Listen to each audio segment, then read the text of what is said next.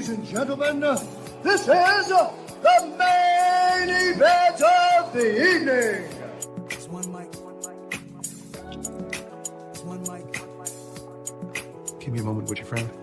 I've never been on trial for my thoughts before.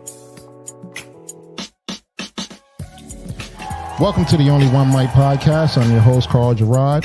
And this evening, I'm joined by author, speaker, and founder of 123 Mango Tree LLC, a company that promotes literacy through reading, music, and art.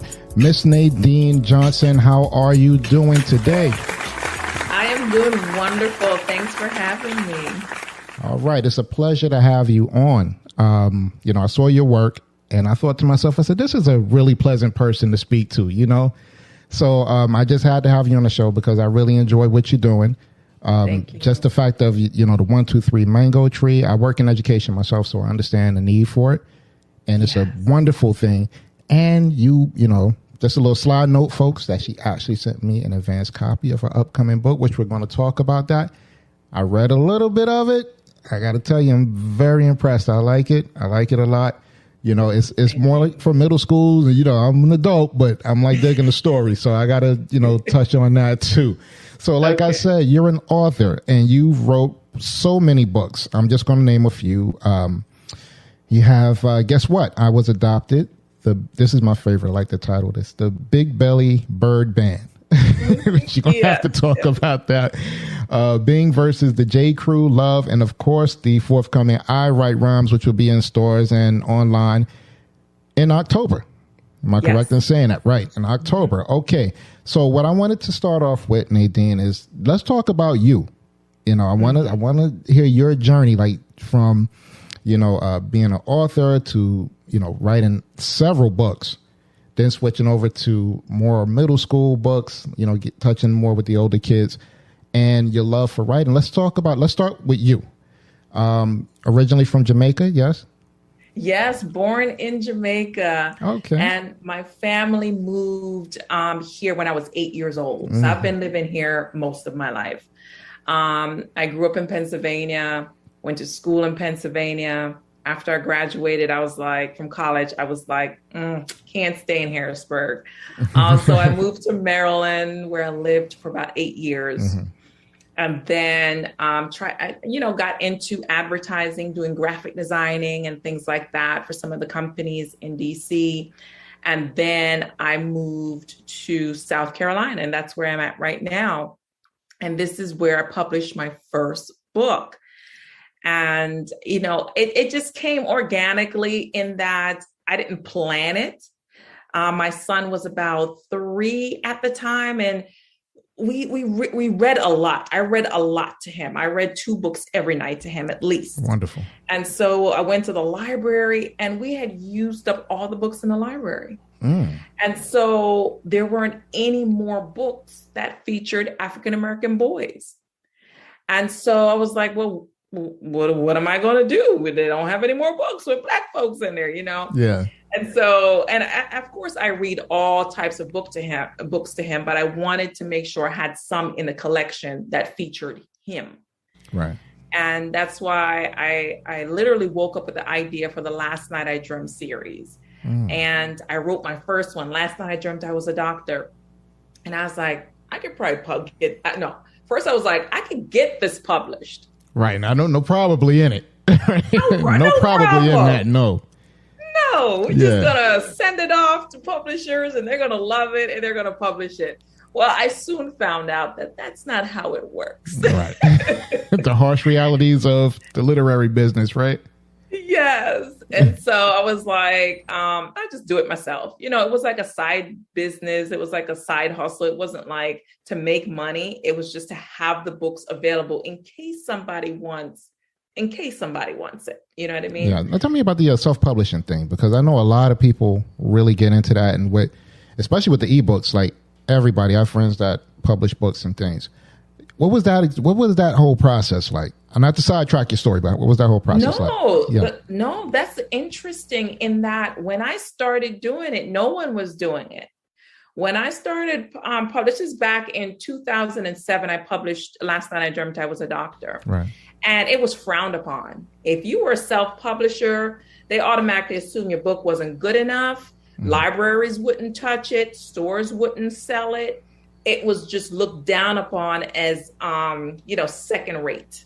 And so I basically sold them at fairs. I went to different events around the area, and they sold through word of mouth. But yeah, it was hard in the beginning.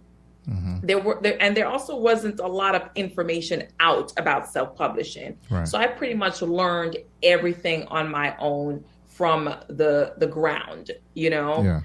And so it was hard. Now, everybody's doing it, everybody's even back then is more or less, I think that because you were doing something that was probably, not thought of doing in regards to children's books, because a lot of people iffy with children's books. But a lot of the, I like to say, quote unquote, urban tales was self-published. So like those are like dominating the bookstores. Like one time I went to a bookstore and it was like, they have the African American author section. Yes. Nothing but those books. I'm like, you got to be kidding me. My boyfriend was a drug dealer and I got locked up and came home, and it's, Black Scarface tale pretty much.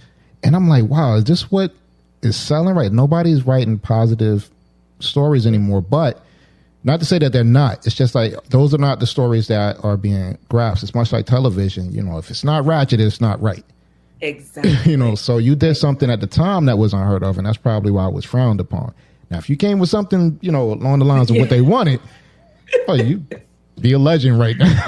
I would have been in there. Get your B movie and everything, That's a great point. It's like when you are trying to sell positivity, it's hard to get in. You are going to have to do it on your own. But the bottom line, you're going to have to do it on your own. Right. It's kind of like I have a book called I Am. It's out of print right now, but the publisher. I was going to ask you about that, by the way. Say that again. I was going to ask you about that, by the way. The I Am book. Yeah, but go ahead. You beat me to the punch. So the publisher, I had been selling it for a while, and he was looking to buy it to put it in a system for schools to use. And so he said, I love it, but you have the word God in here, and you can't sell a book with God in it to schools. You're going to have to pull that word out. And so I was like, no, we're not going to do that. We're not doing that, yeah. And so, it's kind of like, but my book, that book isn't in a lot of schools, right? By the way, because a lot of teachers see the purpose in it of instilling just great values in young kids, or affirmations in young kids. And so they don't trip over that word, but it was, it's interesting. It's very interesting. You can't say God, but Harry Potter is darn near required reading. Okay. You can't say God, but this kid can do spells and required reading. Say all the devil we want. Yep. But it's the system, what you gonna do? It's definitely that, and it's sad, but you made a way. God made a way for you to get it out there. And so, what sparked? What got you started writing? Like, at what point? I know you were saying that you realized there was no books tailored. Yeah. You ran through the library, which I don't hear too many people say that. It's quite the accomplishment. And so, that was the push that got you there. What was the spark? What was the spark in your love for writing that, I think I've always loved writing, like from college, right. I never saw myself as a writer. Like I didn't know I could actually write books, right. But there was there was a love there. And then I remember reading a book by Jamaica Kincaid. It's called My Mother's Diary or something like that. I can't remember the title, but I think that's it. And I read the book, and after I read her book, I was like, I want to write a book like that. And there was nothing like really, I won't say special about it, but the book It was about a woman living on an island, and it just took me back to Jamaica. Right. And I think that's what I loved about it, is that it was like taking me back home. And I felt like I was back home dealing with Jamaican issues, Jamaican people, even though it took place, I think, on a different island. But it just took me home.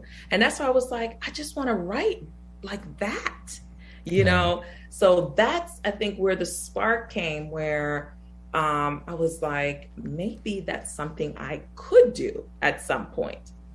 And then after that, it was basically, I tried different things. Like I wrote some movie scripts that was really bad. Bad by whose standards though, Nadine? You just being critical on yourself? I still have them, and I look at them. I'm like, girl, what were you doing? Like, girl. But you never know, though. You never know. So it depends on who's, we all hard on ourselves. So yeah. I could probably hook it up. And might be needed today. But I started doing that, and then, but it didn't take. Right. The love didn't take. And so I kept going, doing different things. And then by the time I wrote Last Night I Dreamt, I was a doctor. I didn't have to think about it. Right. And that's how I knew, just do it. I didn't have to second guess myself. I didn't look at it and say, maybe. I was just like, just do it. And that's how I knew. That's wonderful. That's wonderful. So the Last Night I Dreamt series, like you said, last night I was adopted. Can you walk us through that? Like, how does that story go? So we did Last Night I Dreamt I Was a Doctor, and basically it's a boy and a girl. They went to sleep and they dreamt that they were doctors. And so they talked about the different things that they did as doctors, like checking patients, giving them medicine for when they have the flu, things like that. So it's definitely for kindergarten through our preschool through kindergarten. Right. So it's definitely for picture books for early for younger children. And then we had Last Night I Dreamt I Was a Teacher. And the boy and the girl woke up and dreamt that they were teachers, teaching kids their ABCs and singing along with their students. And then we had Last Night I Dreamt I Was a Musician. And that was, they woke up as musicians. They were playing the flute and the violin and the piano. So it's just introducing children to different careers, not to turn them into doctors or teachers per se, but just to introduce them to what's out there so they can start dreaming themselves. So you don't have like Last Night I Was a Politician. I dreamt I was a politician or something. No. So we're not there yet. No, sir. We don't need any more politicians right now. Last night I dreamt I was an activist or something. Well, that. But that's beautiful because it gets their minds, sparked in a different direction. And, we don't have to constantly read about talking animals and things like. Give them something else to shoot for besides that. So, walk me through your process of writing. Like, how does that work? Because I know, like, most writers say these characters live in their heads, like Moses, for instance. We're gonna get into him in a minute. So they live in their heads. How is that whole process? I've always been curious about the process of sitting down and writing. Like I hear something or I talk to somebody about something and an idea sparks. Right. And then it grows in my head.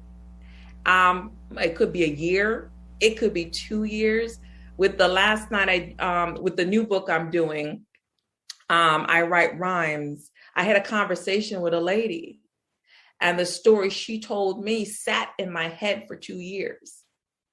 And so I'm writing the story as I'm doing laundry, as I'm, driving to school. I'm reflecting back and writing and rewriting what I can create the story, how I can make the story work. Right. And so for that story, literally my son went away to camp for the first time by himself without me. At this point, I think it was the 10th, he was in the 9th grade, I believe. So he went to a camp far away with the school. And I was like, how am I going to occupy myself for a whole week Write a book and not worry about what's going on? And I literally wrote the entire story in that week. Wow. You wrote that whole book in a week? The whole book.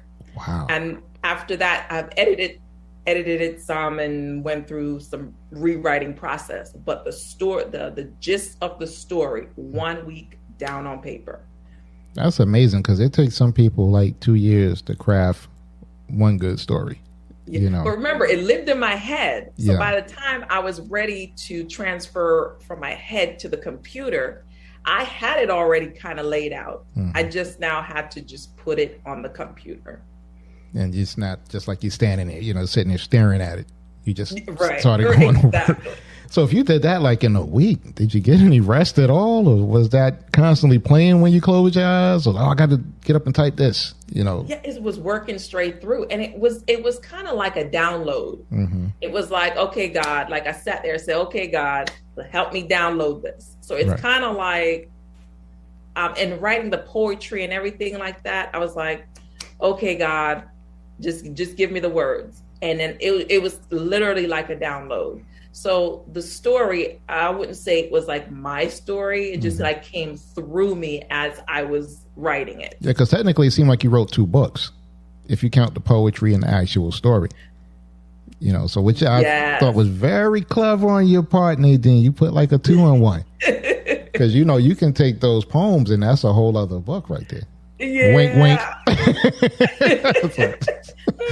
You didn't hear it from me. I'm just saying, if it was me and I wrote 2 stories and one, and I separated some of those poems and wrote some more poems on top of that, that's. But you ain't hear that from me. I don't know what I'm talking about. I just talk on this microphone. So I just do this. Yes, So- yes. But I'm listening. But it's good. It's good though, and I really enjoyed, you know, the story of Moses and his situation, almost like a Black Parent Trap type thing. You know? I'm gonna let you explain that in a second, though. But you know, you talked about your writing process, and you mentioned one author that inspired you. What are some of the other authors that inspired you? You know, like when you write these stories. Yeah, I am one of those people who never look at an author. I just go and pick a book. Right. Now, let me first explain that I didn't grow up reading. Like, I remember having one book as a child, basically because I was the youngest of 5 kids when my parents immigrated to the United States. And so their job was to figure out the United States. Right. And so that was their priority. And so they knew I knew I was going to school. I knew I was going to college, but that's all they said. You're going to school and you're going to college. But a lot of the nurturing and everything to get there, we didn't really have that. You know what I mean? Right. So I didn't have books. There wasn't trips to the library like I did with my son. You know what I mean? Mm-hmm. So I didn't know of reading for pleasure growing up. I just knew of reading for the class to get the grade. That's it. That's it. And so it wasn't until it followed me through college. I just read what I needed to read to pass the class. That was it. It wasn't until I was maybe 23, 24 that I walked into a library and had my own library card. Wow. So reading for pleasure for me is something new. It's not something that that's instilled in me or a part of me or I just love doing, because it's very new for me. And so I literally went into the library. They had an African-American section, and I picked that book by Jamaica Kincaid. Why? Her name said Jamaica. And you said she had to understand what have, I'm saying? you something from back home. She might be saying something at all, you know. Yes. Right. Yes. And so for me, I don't look at authors. I walk in, I pick a story. I hate reading the back of the book because I don't want to know what's going on in a story before I read it. I'm just that type of person. I want to be surprised at every turn. I just pick up a book. If the cover looks good, I'm reading it. And so when you say what authors inspire you, it's more like different books inspire me. You know what I mean? And I'm a fiction girl. I'm a fiction girl. So any book that I pick up that really pulls me in, that makes me finish it, I'm good to go. Right. There's some books I have not finished. And those are the books that you know, they're like, this author is great. Go get their book. I go get their book, and I'm like, I can't finish that. You know what's funny? I was like that with and I joke about this with my brother every now and again. Is Eldridge Cleaver's Soul on Ice, and I read Soul on Ice I think twice, and I'm like, I know I'm not stupid. Like this is maybe it's something I'm not grasping. I read it like when I was really young. And which I could get that, and I say, all right, I just didn't really get it then. But it was like, to me, it seemed like his story was all over the place. And so my brother was like, yeah, I felt the same way too. I said, now I feel better because I thought it was me. Okay. And, you know, one of these days, that's one of those books I'm going to circle back around to, you know, but I'm like, it's just, I get what you're saying. Some things that you start reading and it's like, you just have to stop for a minute and, you know, I was like the 2-book guy. Like I'm reading 2 books at the same time. And, you know, Monday I read this and Tuesday I read that or something. Yeah. Then that started getting kind of tiring too. Got confused. I said, I got to dedicate myself to one thing. One thing at a time. One thing at a time, you know. So I totally get it. Yeah. But so, I mean, I push people to read now only because I know the importance of it. Right. So I push parents to read to their children as soon as they enter this world, because I know the importance of it and how it builds a child before they even enter kindergarten. Right. And not many people are talking like that these days. You know, like read while they're in your stomach. You know, that's how he was, you know. Yes. You know, let them know, like at a certain point you start baby talk, you know. Talk to them in straight sentences and things. Those, and then they'll grow up with that skill set, you know. So that's what I'm talking about. The approach that you have is different than what, you know, normally you'll see, and that's a good thing. We need more of that old school approach. So let's get right into it. I want to talk about your latest book coming next month, which I thank you, by the way, for allowing me to preview it. You know, no problem. Really, thank you. So, I don't want to give away. I don't want to give away because I've read a few chapters of it now. I'm still in the middle of it, to be quite honest with you. But you know, as I described this, like Moses is trying to, you know, work his parent thing out. You know, because it's a subject. You know, it's a subject that most people don't talk about. Like when parents split, we never look at it really from the kid's perspective. You know, and that's what I was kind of grasping when you read, you know, when I was reading the book, is that, you know, you're looking at it from Moses's perspective. You know, the 2 home situations and, you know, moving different places and things. I don't want to give too much away. So I want you to give the synopsis of your own story, you know, so I don't spoil anything because I'll end up talking. I'm like, you know, gave away half the book already. No. So Moses, he's just going through a tough time right now in his life. And that's how things usually happen. There's one thing on top of another thing on top of another thing. And then you're left to kind of figure out how to deal with it. Right. That's how it happens in most of our lives. And so that's where we find Moses right now. His family is changing and he is not happy about it. His mom is remarrying and he's like, I don't think this is going to work. And so he has to come to terms with how he's going to become a part of this or accepting this new family.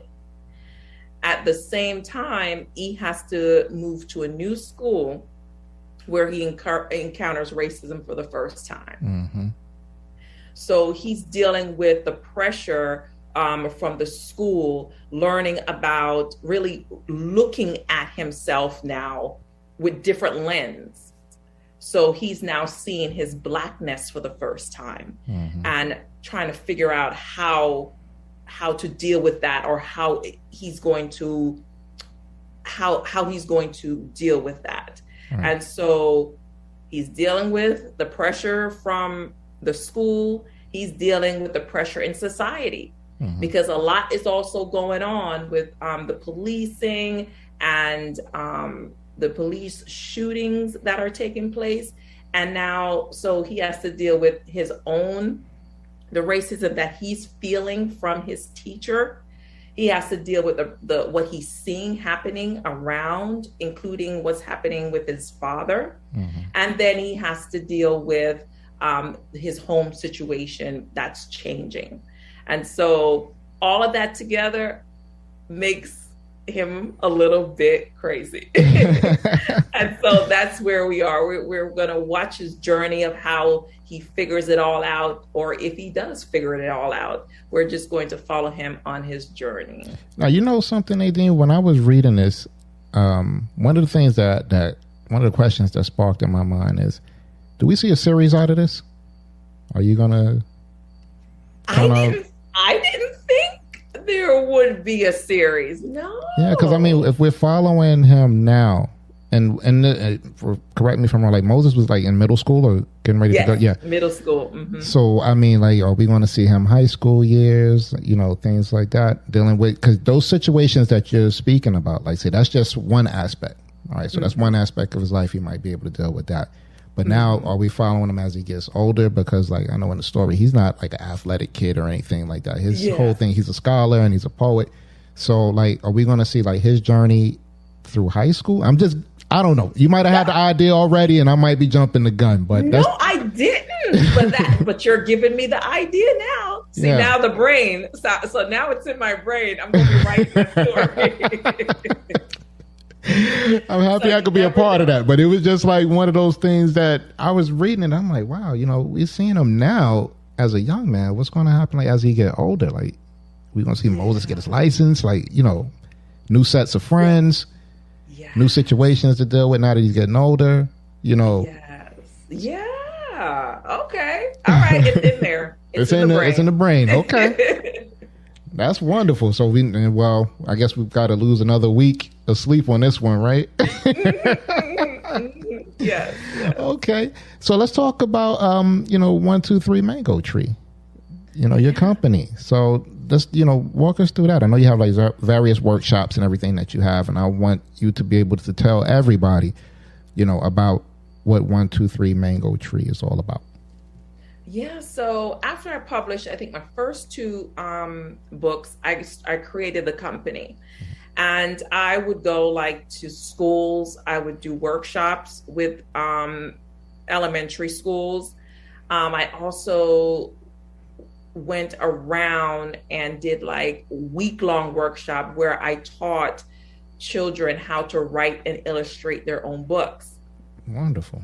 And it was just a fun workshop just to take them through the writing process, to get them excited about writing, creating their own book, because each of them created their own book at the end. And it was like a 6-page book, but they really got to see how to write, how to edit, and how to rewrite and illustrate the book in the end. So it was a great program. But now that I'm a full teacher, I can't do that anymore. But also under 123 Mango Tree, I was able to do workshops like self-publishing workshops, like teaching people how to do self-publishing. And now the information is out there. So it's easy for people to do it now. Right. But I did that as well. I also work with other authors to get their books published. So the book you mentioned, guess what? I was adopted. I was the illustrator and I helped her publish the book, but Dr. June Murray was actually the author of the book. Okay. Yes. But I worked with her to get it published. So I've worked with authors to illustrate their books and to actually get their voices out there. Because some people just can't maneuver the publishing industry. Right. I mean, it's a lot. It's a lot. And so they need a little help to get it all together. And there's so many people who I meet that says, oh, I have a book. I just want it done without the headache. And so that's where I step in and help them through the process. So it's not necessarily children's books or anything like that. Like not necessarily, okay. But I prefer children's books. Yeah, you specialize in that area. I specialize in that area, and I pick clients really based on that area. Yeah, I can understand. You gotta be careful about what you're putting out in the world. So yes, I totally get it. Yeah. I totally get it. And you say now full-time educator. Mm-hmm. Okay, what elementary, high school? I teach middle grade math. Oh. So I got to a point because I was a freelance graphic designer for about 17 years. And I started when my son was born. When I was pregnant with him, I was going around looking for daycares, to put him in, because I was working in DC at the time, around DuPont Circle. And I was like, okay, let me find a daycare to put him in. And I went to some daycares, and I was like, my son will not be in a daycare. I said no. And so I made a deal with my boss. My boss made a deal with me. God just made everything work out to start freelancing. And so when he was born, I started freelancing. And so I freelanced. He's 17 now, up till he was 16. I freelanced. But then, you have midlife crisis, I was told. Yeah. And so I was like, I can't do this anymore. Mm-hmm. I could not design another brochure. Right. It hurt to design another brochure. So, I think God was just pushing me to just do something else. And it took me about a year. It took me about 2 years really to come to, okay, you're going to teach. And what I did, I joined Teach for America. Oh yeah, I've heard of that organization. Yeah. And so I joined them, and they help you to get licensed into for teaching. Right. And so this is my second year teaching middle grade math. And it's, I started during COVID. I was going to say, second year. You started during COVID. And this is my second year during COVID. You probably did just now getting used to going to the building, right? Oh my gosh. And it's been tough. At the bottom line, it's been tough. Yeah. But I enjoy working with the kids. But it's been tough. We just, started going back. Well, during COVID, I was home, and then they brought some of us back, which is crazy because I was actually doing Zoom from my room. I'm like, I could have just pretty much did this at home. But yeah. But I guess they figure, they're paying you, you better show up. So, just having them all back now it's good. It's good. I think that it's a little bit of a calm right now in the school because the kids are, in the class and they're trying to get acclimated. But it's just funny because, some of the teachers we're talking about how the kids are like cracking bags of Doritos during class and taking their shoes off. I'm like, they haven't been in school for like a year and a half. You gotta, you gotta give some leeway. They want to take naps, stuff like that. Yeah. So it's just like they have to get acclimated back into being it. But, what is your take on this whole thing with the COVID now? Like with the numbers, 40 million Americans now. Yeah. Well, let me just say, everyone came back to school. Let's just say we're on a 2-week virtual right now. Oh, wow. Everyone got sent back. Jeez. Wow. And because we had such a high rate of COVID cases and quarantine cases. Because if one person is affected, then we have to quarantine everyone that was, around them, seated around them. Right. And so we're on 2 weeks, 100% virtual right now. So it is, the writing was on the wall. As you're seeing it now. You're seeing it now. You send everybody back without mandates of what you must wear and must do, and then you got everybody fighting it, just bucking the system. I don't just put the mask on. The parents are more are more upset about it than the kids are. Yes. You know, so it's like, you know, when we came back for that little brief period, you know, the kids were wearing a mask and things with no problems. It's not like you had to constantly tell them, Yes. put the mask on. They freaking out because they don't want to wear it. So I didn't. This is just my experience. I didn't see what the problem was when people are saying like, "Well, the kids don't." I don't want to wear a mask every day. I'm not Spider-Man. I don't want to wear a mask every day. You know, so you know, I have trouble breathing and stuff with that thing on too. Mm-hmm. But you just got to kind of make do with the things that you can make do with. You know, because it's almost one of those situations like no matter what path this takes, it's not going to end good because somebody's going to complain about something. So you're going to complain about the mask. Then, you know, when they tell you don't wear the mask, the kids, the numbers go up as they do. Then the school's closed. Now you're complaining my kid is not at school. Exactly. So it's like it's really no win-win situation here. Yes. You know, so and you're doing everything you can possibly do to be safe and all. But, you know, how did they take going back to virtual? I know they couldn't. And I felt sorry for them. Yeah. I actually feel sorry for the kids because I know this one girl was like, Miss Johnson, I can't do virtual. I can't. And so they have very strong reactions to being at home behind their computers. They want to be in school. Yeah. And so I feel very sorry that we did not send them back with instructions that would mitigate what has taken place. Yeah, and I mean, it's a whole other conversation, but you're an educator, so. But what happens is that when you kind of send a message to the world that everything is all right when it's not really okay, you know? So it's like this summer, everything's open, go have your concerts, go have this, and it's like, oops, you know, now we got a new variant out.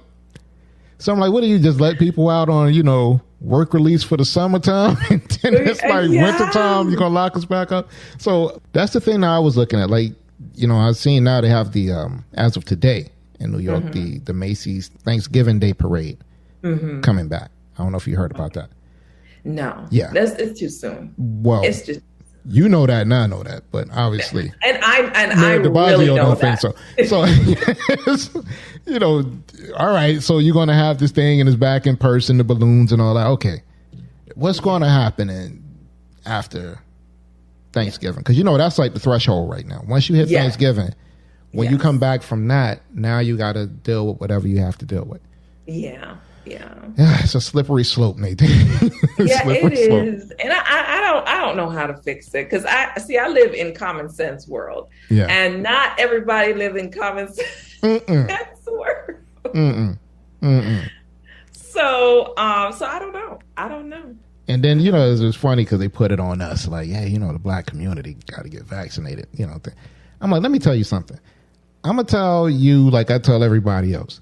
When this whole thing broke north and it's like, okay, you know, you got to wear these masks and everything like that. Black folks was on top of this thing, okay? Yep. You walk around, they're telling you, I don't care who's on the corner, who's doing what, put that mask on. Yep. So nobody was like we wasn't walking around just spreading it around to one another. So I never really understood that particular logic of, you know, we just monitoring the numbers of the black community. You know, and I'm like, every time I hear that, it's like, well, what for what? We're not the only ones we're not out there screaming about, you know, we don't want our kids wearing masks and all that. No, you know. Exactly. And we got to just call a spade a spade. You know, we're not the ones doing it. Yep. You know, so. Because we are like, boy, you better make sure you have that mask on. As many health ailments as we have in our family, you can't bring nothing home. Like, no. Yes. You keep that stuff right where it's at. But, you know, the importance of, like, having the kids there, like, we seeing this COVID slide, you know, and I'm pretty sure you seeing it, I'm seeing it. Like, most kids now, they're not even using pencils right anymore, which can just be, you know, them being spoiled by technology. But the COVID slide is so big in the United States.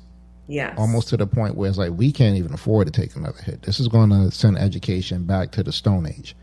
So do you think that these kids might end up more in a virtual world because of this?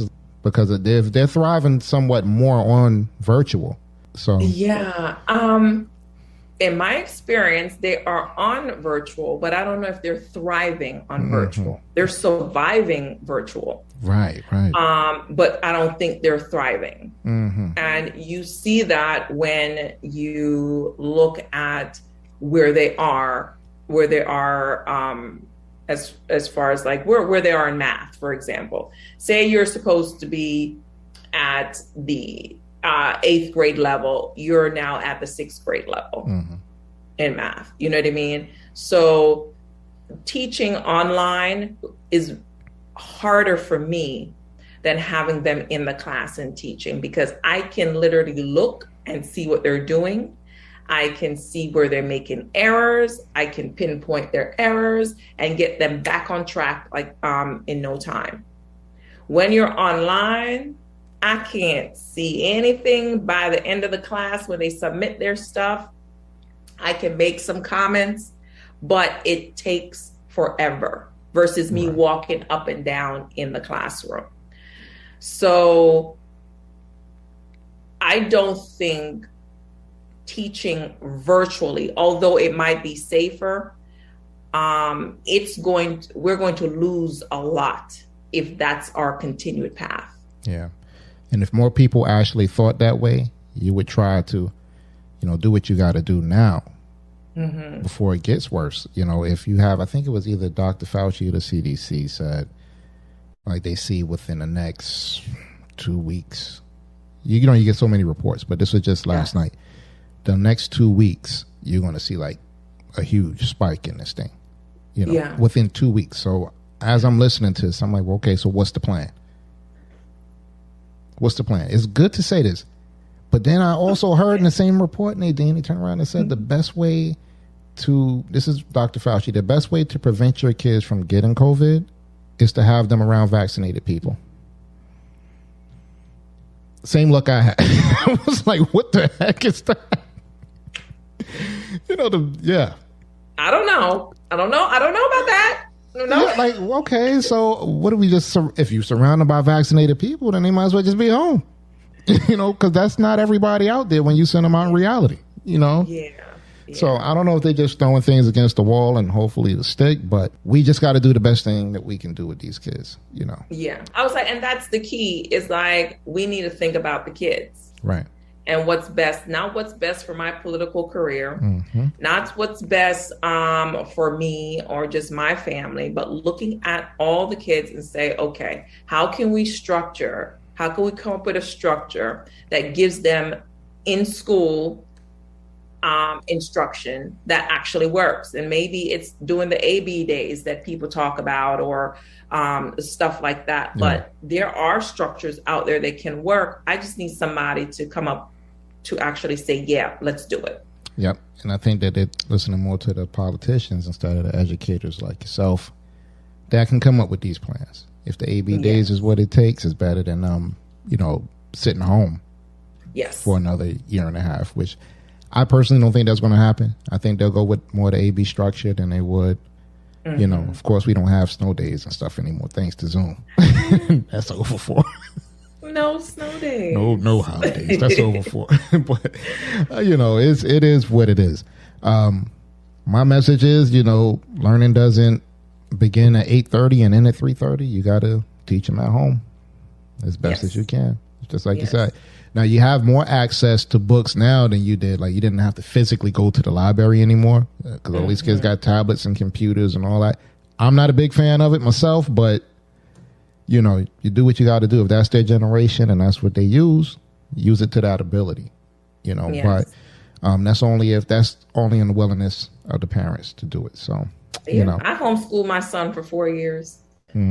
So sometimes you have to say, okay, if this isn't working, if A isn't working, then we need to move to B. Right. We can't keep putting our child's education in A if A is not working. And I homeschooled my son for 4 years because A was not working. It was not working for him. He did not like the school structure. and the school and I did not like the school teaching. So I was like, the only thing I can do is to just homeschool you. And that's what I did. And he turned out just fine. And listen, that boy is a little genius. There you go. There you go. That's what it is. I learned the way he learned. And there's nothing wrong with that. All right. So I'm not going to hold you up because I know for educators, after 8 is like 12 in the morning. So I know how that go. Yes. Can you tell us when I Write Rhymes will be released in October? Do you have a date?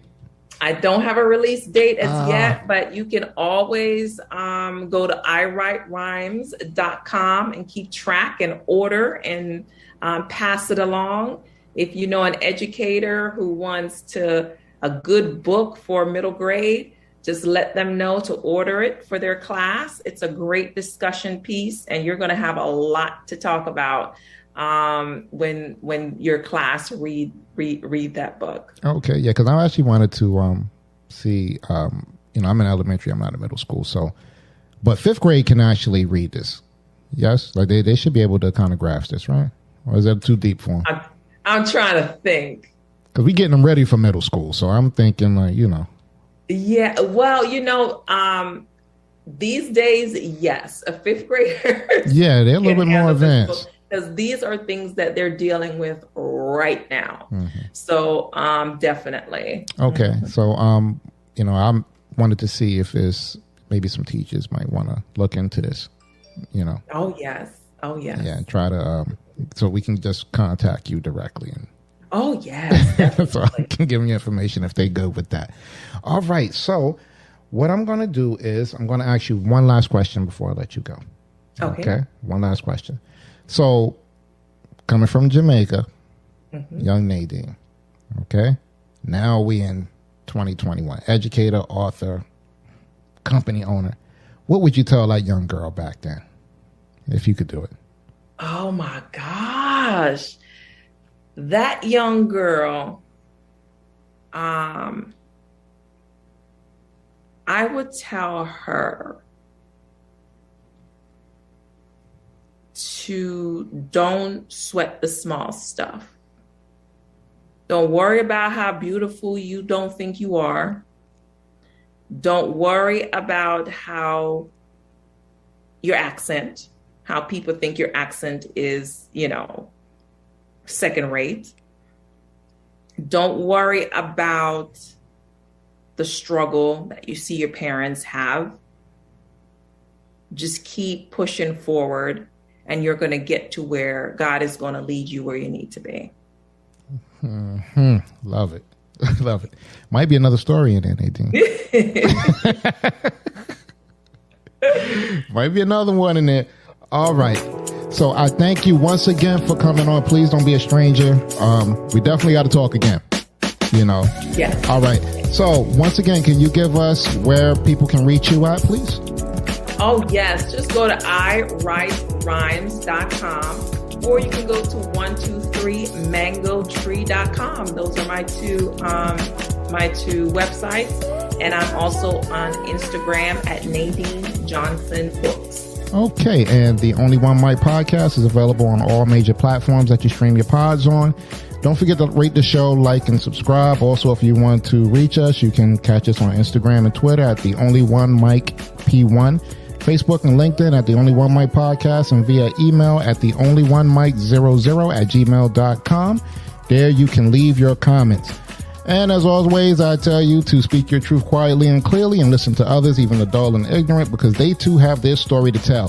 Thank you once again, Nadine Johnson. Oh my gosh. Everything I thought it was going to be. Good, pleasurable conversation. Thank you. And thank you for the time. I appreciate you for making space for me. All right, so we're about to sign off. We thank you once again for joining the Only One Mic podcast. And until the next time, peace.